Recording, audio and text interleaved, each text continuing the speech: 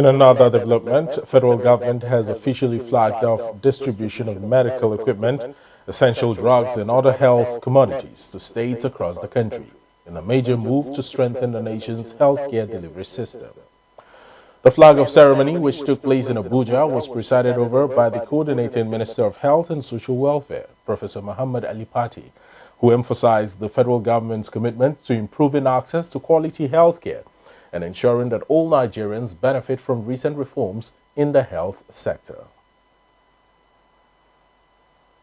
And this intervention from Nigeria's federal government as well as Friends of Nigeria is meant to reach the people, the women, the children.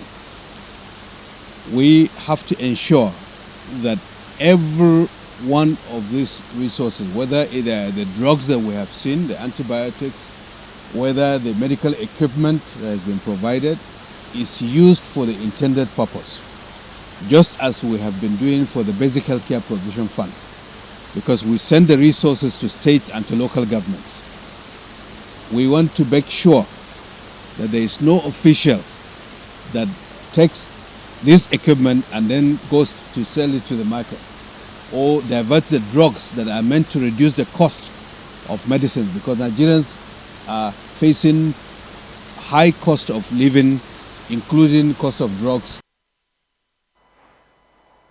Also speaking at the event, Executive Director and Chief Executive Officer of the National Primary Healthcare Development Agency, Dr. Muyi Aina, highlighted some of the agency's recent achievements, noting improvements in routine immunization, maternal and child health care services, and community outreach programs. To date, sir, we have 1,295 primary health centers that have been completely refurbished in terms of the buildings. We have installed in 38 PHCs across the country solar power, because they had everything else and just needed solar.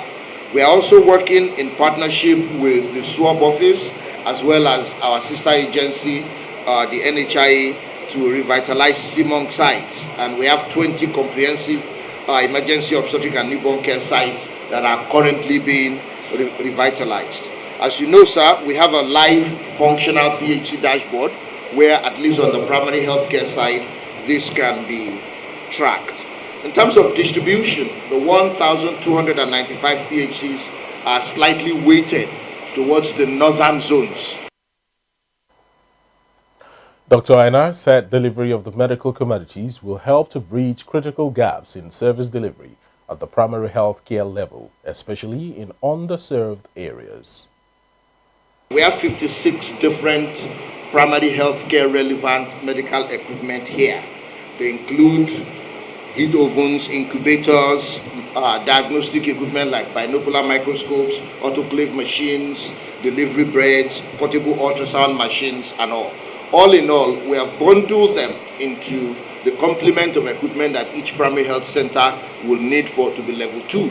And we have enough to go to 500 facilities across the country. We have selected facilities across the 36 states and the FCT, Honorable Minister, that prioritizes revitalized primary health centers.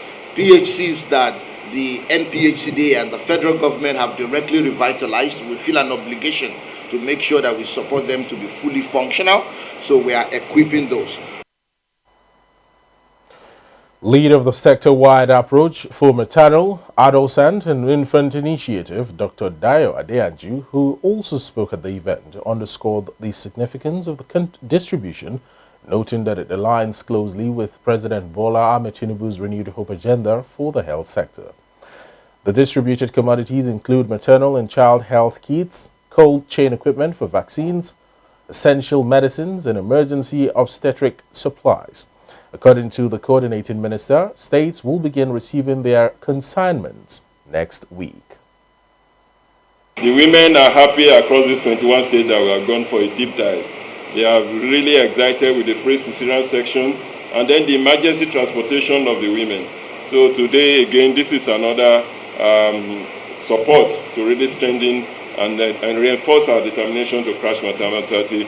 We are super happy to be here as this is happening. I really want to thank you for leadership and thank the ED and the entire team for this good work.